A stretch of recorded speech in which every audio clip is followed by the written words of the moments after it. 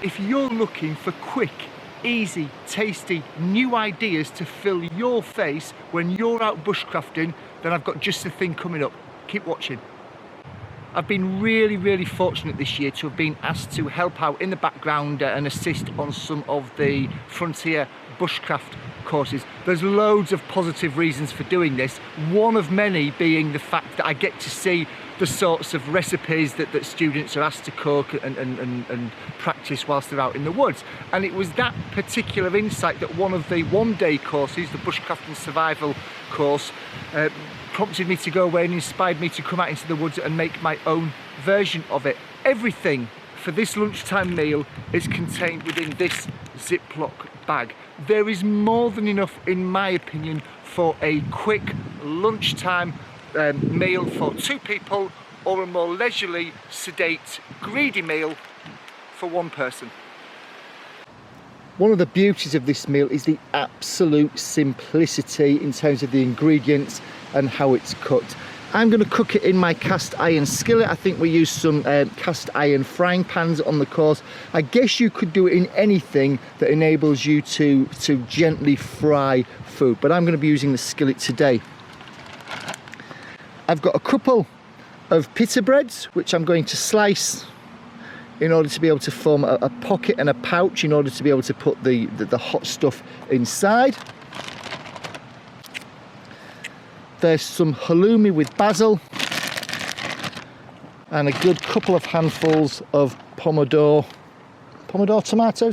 tomatoes in there as well. You could equally add pretty much anything to this. It can be shallowed fried at roughly the same temperature and speed as the halloumi and tomato. So some chorizo, maybe some little pieces of bacon, perhaps some pre-cooked chicken. But for today, I'm just going to go with the tomatoes and the halloumi, fried off in this skillet and then popped into these pita bread pouches slash pockets. Let's get on with it.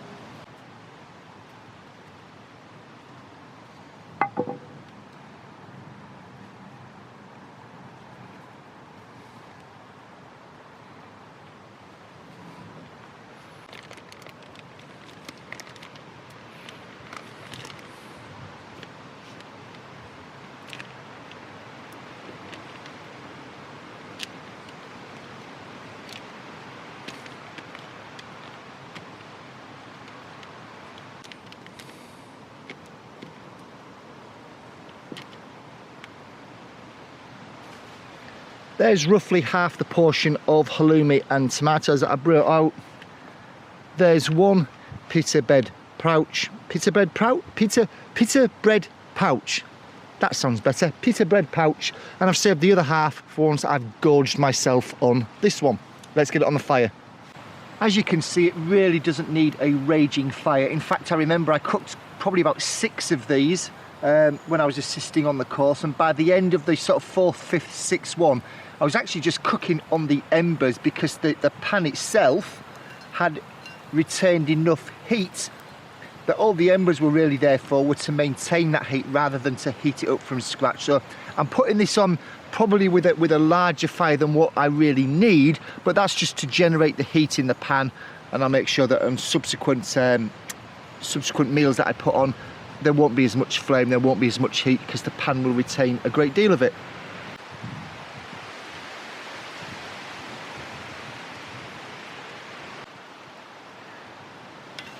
Oh, a bit went overboard then. Threw itself into the embers. Never to be seen. I must admit, these pita breads I've bought, they're bloody terrible compared to the ones we had on the course. The ones on the course were really quite soft and they cut open and formed a nice pouch. This is like trying to carve concrete. They're really quite brittle. There we go. It's been hit by a truck. Ah, here we are, the obligatory. That's tasty shot. But it genuinely is very, very tasty, very quick to cook. It pretty much cooks itself. You get it in that skillet, I can wander off.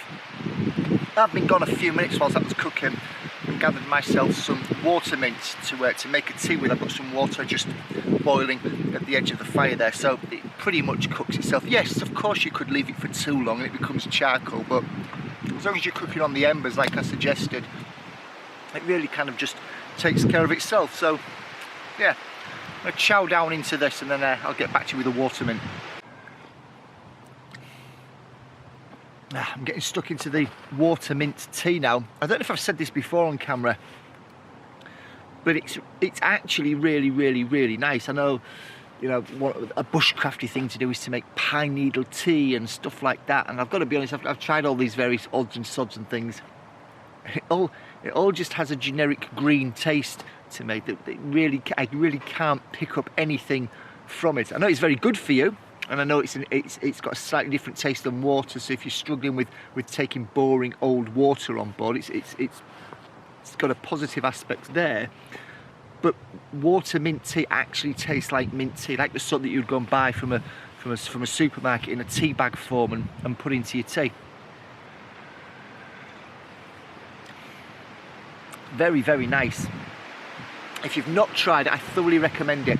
If you can find something with a square stem in boggy or wet marshy type ground, and when the leaves are crushed it stinks of mint. I mean a hugely overpowering strong of mint. Wet and damp ground, square stem, smells of mint, it's water mint. Apparently there's nothing else with those three characteristics that it could be mistaken for. So yeah, if you can find any, boil yourself some water, let it steep for a few minutes, and then have a sip, and it's really very nice. Let's wrap up then. I'm just letting the fire sort of die down as much as I can there. I'm in no rush to get away today, so I can let it really cool down and burn off any of the burnt log ends. It's been a good day out.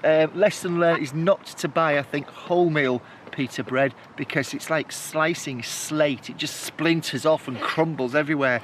A real mess. I think I need to buy sort of white wholemeal or white bread, pita bread. It's much softer, I think, and slices much better. So lesson learned for next time. What about you? If you were out here now and you had some pita bread, you had some halloumi, you had some tomatoes, what else would you add to that skillet and put it into the pita bread? What extra ingredient would you add? Would it be something like the chorizo or the chicken I mentioned on, bits of bacon, or something else, maybe some other vegetable, some form of carbohydrate or something protein rich? Let me know in the comments below, what would you have added to today's skillet meal? If you've not tried that, get out into the woods, get yourself a little lunch fire going. A little lunch fire doesn't need to be big, doesn't need to be strong, needs to be just big enough to cook that meal, maybe boil some water, and then it pretty much, you know, turns itself off, it goes out. Any larger than that and it's probably overkill. If you go out, get yourself cooked up, get yourself set up with a lunch fire, get some pita bread, fry yourself off some halloumi and tomatoes, let me know how you get on. Look forward to hearing from you very soon, folks. Please do let me know what you think about the video in the comments below. Don't forget to give it a thumbs up and a share. And if for some bizarre reason you are not yet a subscriber, now is a very good time to become one, because I am closing in on the 5,000 subscriber mark. Whenever I hit 1,000, I will do a giveaway, and that giveaway is really simple to enter. All you need to have done is to have commented on one of the previous 2 or 3 videos. I'll randomly select a video, I'll randomly select a comment from that video, and if you made a comment, doesn't really matter what it was, then you'll be entered, you'll win the prize. You don't even need to be a subscriber, just comment on the video. Although of course, if you do subscribe, the sooner I'll hit that 5,000, the sooner we'll do the giveaway. I'm waffling. See you later, folks. Have a good week.